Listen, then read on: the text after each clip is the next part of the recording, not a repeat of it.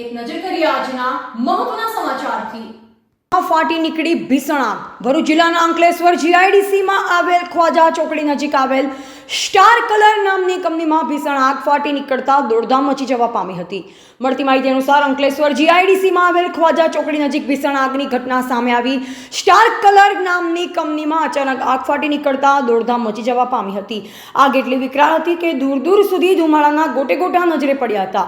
બનાવની જાણ થતાં જ 5 થી વધુ ફાયર ટેન્ડરો ઘટના સ્થળે પહોંચ્યા, જ્યાં ફાયર ફાઇટરોએ પાણીનો મારો ચલાવી આગને કાબૂમાં લેવાની કવાયત હાથ ધરી હતી। તો બીજી તરફ બનાવના પગલે પોલીસ કાફલો પણ ઘટના સ્થળે પહોંચ્યો હતો। રિપોર્ટર નઈમ દિવાન, ભરૂચ।